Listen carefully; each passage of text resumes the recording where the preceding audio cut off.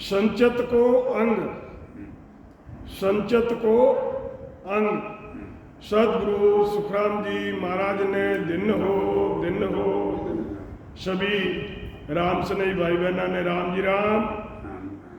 रमता राम सब माय जू एक है, आत्मा बहुत विस्तार होई, ऊंच अर नीच जो कर्म विस्तार है, प्राण के संग सुख दुख दोई, ब्रह्म की दिष्ट सो द्रव्य जो जानिए, वेद विद सीख सो राछ किया, घाट जू बादता माय फल उपजे, करण कर तूत सोई फल लिया, बेर नहीं भाव सो ब्रह्म के हे तरे, तार बो मार बो नहीं कोई, खेत कर साण के बाग सूनी पजे, उदम विस्तार बहु भांत होई, नीर हर नाज जो राम करता रहे, वृक्ष की चाय सुख वेद देवे, दास सुख राम कहे धर्म हर करम रे, नरग हर मोक्ष नर ध्याय लेवे। नरक और मोक्ष नर ध्याय लेवे। महाराज फरमाते हैं जो राम जी सब में रम रहे हैं, घट घट में जो परमात्मा रम रहे हैं, वह न तो सब में एक ही है, वो सब में एक ही है। सब ये देखने वाला पसारा आत्म चेतन का है, रूप अलग अलग है, अंदर जो बैठा है वो एक ही है। ये सब अलग अलग है। जैसे मनुष्य कर्म करता है उसी तरह उसको अच्छे और बुरे फल मिलते हैं। शरीर धारण करने पर सुख और दुख दोनों साथ रहते हैं। जो शरीर धारण करता है उसके सुख और दुख दोनों ही उसके साथ रहते हैं। यही प्राणों के संग सुख दुख होता है। ब्रह्म का पद तो द्रव्य यानी सोने की तरह है, जिसको काट नहीं लगता, उनको आत्मा को कोई कर्म नहीं लगता है। जैसे गहना बनाया जाता है, गहना बनाया जाता है वैसे ही बन जाता है। अगर सोना है उसका कोई भी गहना बना लो, हार बना लो, रकड़ी सेट बना लो, कंगन बना लो, कुछ भी जो भी बनाओगे उसका बन जाएगा। ऐसे ही जीव जैसे अच्छे और बुरे कर्म करता है वैसी ही उसको योनि मिल जाती है। जैसे कर्म करता है उसी के हिसाब से उसको अच्छी बुरी योनि मिलती है, यही फल मिलता है। ब्रह्म के पद में न तो किसी से दुश्मनी होती है न किसी से भाव होता है। उस पद में तारना और मारना नहीं है, ना तो कोई वहाँ तार सकता है, ना ब्रह्म के पद में कोई मार सकता है। खेती करने वाले किसान के जितना भाग्य में होता है उतना ही खेती से पैदा होता है। परंतु खेती में जितनी ज़्यादा मेहनत करता है उसी मापिक खेतों में अनाज पैदा होता है। कम करता है तो कम अनाज होता है, और ज़्यादा मेहनत करता है तो ज़्यादा अनाज होता है। खेती करने वाले के नाज और पानी तो एक जैसा ही है। ऐसे ही जो जैसी भक्ति और साधन करता है उसको वैसा ही फल मिलता है। जैसा पेड़ होगा वैसी ही उसकी छाया होती है, और अरंड के अरंड सरीखी और आम के आम सरीखी छाया होती है। महाराज फरमाते हैं कि जो जैसा साधन करता है उसे उसी मापिक फलों की प्राप्ति होती है। मोक्ष प्राप्ति का साधन करता है तो मोक्ष की प्राप्ति हो जाती है, और कर्म बंधन करता है तो उसे नरक में जाना पड़ता है। आगे महाराज फरमाते हैं, गेब की बात अचाण चूक है, वे आगलो अंश अंकुर होई, गाड़ियो द्रव नर पावियो पार बिन, तुम बहु काज नर करे कोई, आगली पाछली आण के प्रकटे, इन हाथ सो तका किसी तका कीवी, देव पद रीज अवतार सब विष्णु रे, साज कोई धर्म या रीच लीवी, विधिया रीत या विधि ए नाण सो देखियो, आगली या अब वहाँ होई, दास सुख राम कहे नाम आराध में, डील हर डाल माँ की जो कोई।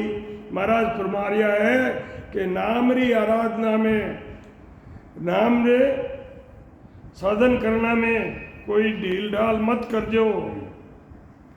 पुनर्जन्म में केवल की भक्ति और भजन किया हो, पिछले जन्म में जो केवल की सतस्वरूप राम जी महाराज की भक्ति और भजन किया होता है, परंतु उस जन्म में पूर्ण स्थिति नहीं हुई, वो अमरलोक उस जन्म में नहीं पहुंचा, नहीं हुई हो, तो इस जन्म में भक्ति और भजन करने पर जल्दी से सफलता मिल जाती है। जहाँ से नाम छूटा हुआ होता है वहाँ तक फटाक से पहुँच जाता है। जैसे जमीन में गड़ा हुआ धन किसी को मिल जाता है, ऐसे ही उसको वो पुरानी की हुई भक्ति प्राप्त हो जाती है, वे परम पद की प्राप्ति हो जाती है। जैसे किसी को जमीन में गड़ा हुआ धन मिल जाता है तो संसार का जो भी काम करना चाहता है उसी समय उसका वो काम हो जाता है। पूर्व जन्म में जैसी करनी और कर्म किया हुआ था, उस संस्कारों से इस जन्म में भी वही कर्म करता है। देवता अवतार विष्णु की जिसकी भक्ति करता है वैसा वैसा ही उसको फल मिलता है। इस काम की भी यही रीत है और यही विधि है। अगले जन्म के कर्मों का फल यहाँ भोगता है, यहाँ किए कर्म का फल अगले जन्म में भोगना पड़ेगा। महाराज फरमाते हैं कि इसलिए निज नाम का भजन करने में ढील ढाल मत करो। निज नाम सतस्वरूप राम जी महाराज से का निज नाम सदगुरु से शब्द लेकर, सदगुरु से आज्ञा लेकर आती जाती सांस में सुरत निरत लगाकर भजन करने से सत्शब्द की जागृति होती है। तो जिसके सत्शब्द की जागृति हो जाती है, जल्दी या लेट वो ही अमरलोक जाता है। आगले पुरसों बेग अब प्रकटे, अब की आगली जुग माई, होई होशियार नर कसर माराख जो, रति जो मूंग नहीं एल जाई।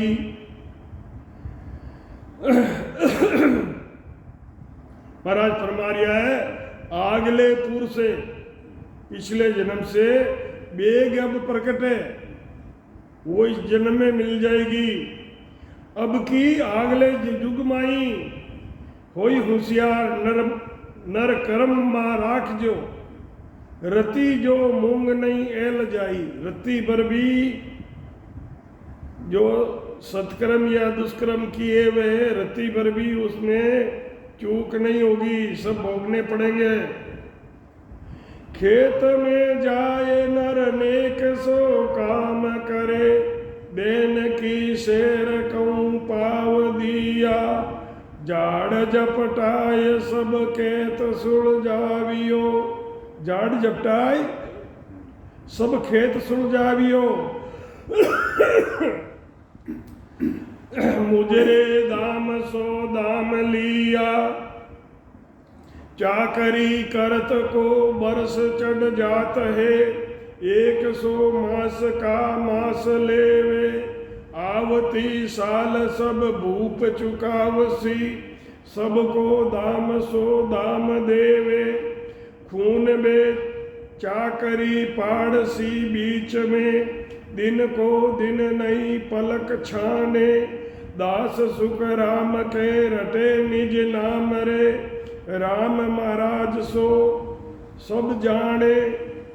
महाराज आदि सदगुरु, सर्व आत्माओं के सदगुरु, सर्व सृष्टि के सदगुरु सदगुरु सुखराम जी महाराज फरमाते हैं कि अगले जन्म में किए हुए कर्मों का फल या इस जन्म में मिल रहा है। इस जन्म में जो कर्म कर रहे हैं उन कर्मों का फल आने वाले जन्म में मिलेगा। प्राणियों से महाराज फरमाते हैं कि होशियारी के साथ सत्कर्म और अच्छे कर्म करने में कसर मत राखजो। सत्कर्म अच्छे कर्म जितने कर सको उतने करो, उसमें कमी मत आने दो।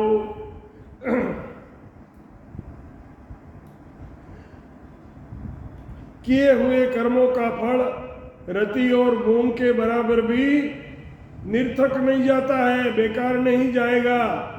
जैसे कोई मनुष्य खेत में काम करता है उतनी ही उसको मजूरी मिलती है।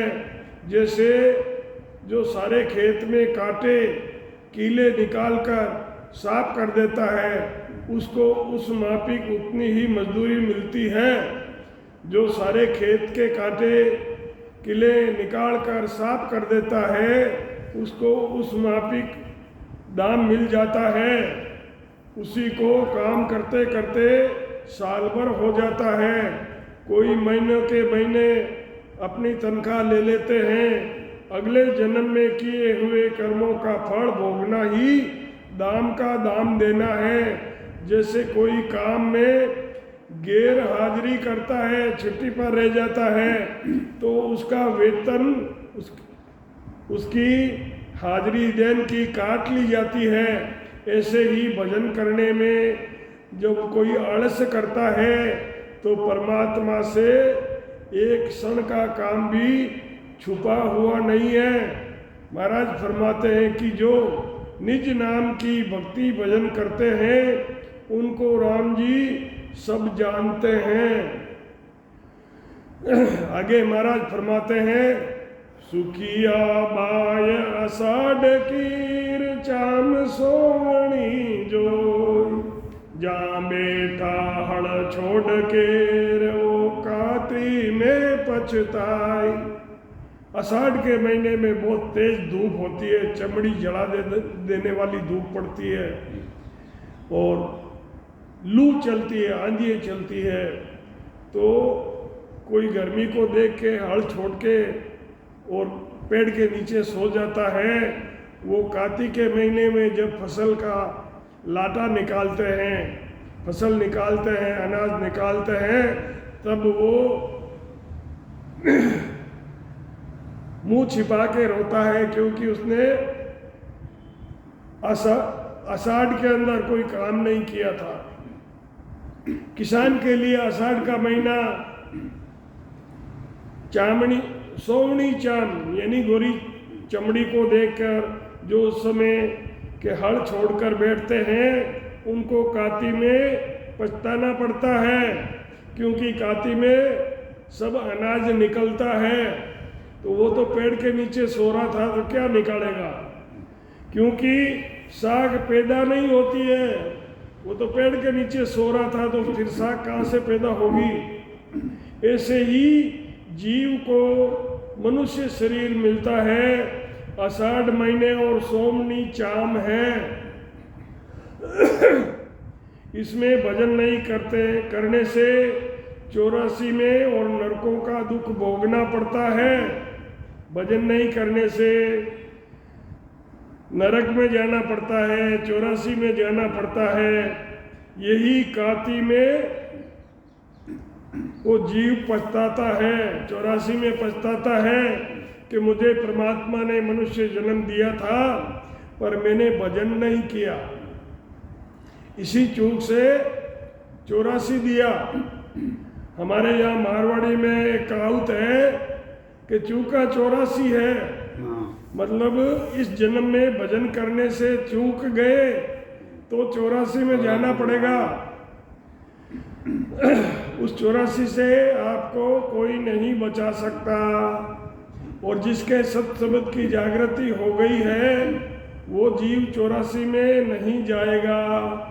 महाराज फरमाते हैं भगत बीज पलटे नहीं, जो जुग जाए अनंत, ऊंच नीच घर प्रगटे रेवे संत को संत, उसे वापस मनुष्य योनि ही मिलेगी। और जहाँ से उसका शब्द छूटा है वहीं से शब्द वापस शुरू होके उसका साधन वापस चालू हो जाएगा। अच्छा घर मिलेगा, महाराज की सत्ता मिलेगी, सब उसको साधन मिल जाएंगे। परंतु जो कोई भजन करेगा ही नहीं तो उसको क्या मिलने वाला है? उसको तो 84 के बाद नरक मिलने वाला है। काती में सुख राम के खुशी हुए नर लोग, जेठ आषाढ़ा दौड़िया रजा का ए फल हो। महाराज फरमाते हैं कार्तिक के महीने में सब नर नारी बहुत खुशी होते हैं, क्योंकि उस समय ताजी फसल निकली हुई होती है, सबके घरों में अनाज होता है। जो जेठ और आषाढ़ के महीने में जिन्होंने मेहनत की, दौड़ धूप करके कामकाज किया, उनको ये फल मिला है। आलस्य को छोड़कर जो धूप और लू के अंदर जिन्होंने मेहनत की थी उनको ही ये फल मिलता है। ऐसे ही जो भजन करने वाले हैं उन्हीं को सत शब्द की जागृति मिलेगी, वो ही अमर लोग जाएंगे।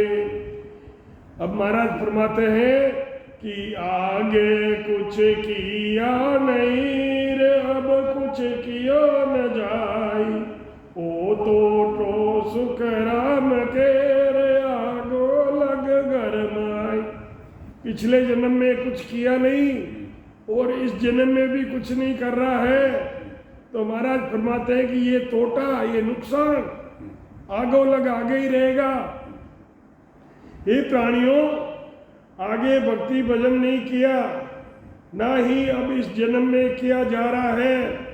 महाराज फरमाते हैं कि ये नुकसान तुम्हारे घर में आगे से आगे चलता ही रहेगा, फिर आगे जन्म लेगा तो वहाँ भी यही होगा। महाराज फरमाते हैं करणी करसण जी मतार जे कसर रे जाई, तो ऊंचे सुख राम केर जाता आगे आई। महाराज फरमाते हैं कि हे प्राणियों, तुम्हें अंत समय में भजन नहीं कर रहे हो तो पछताना पड़ेगा। हे प्राणियों, अगर तुम भजन नहीं कर रहे हो तो अंत समय में तुम्हें पछताना पड़ेगा, रोना पड़ेगा। तुम्हें मनुष्य शरीर मिला, फिर भी सृष्टिकर्ता राम जी का तुम भजन नहीं कर रहे हो। मर्त लोक में मानवीर, देव लोक में देव, सुखिया सब पछताव सिर, भूला हर की सेव। महाराज फरमाते हैं कि मृत्यु लोक के अंदर मनुष्य और देवलोक में देवताओं को सबको पछताना पड़ेगा जिन जिन ने भक्ति नहीं की है। महाराज फरमाते हैं कि जो परमात्मा सतस्वरूप राम जी महाराज की भक्ति को भूल रहे हैं उनको अंत समय में पछताना पड़ेगा। सतगुरु सुखराम जी महाराज ने दिन हो राम।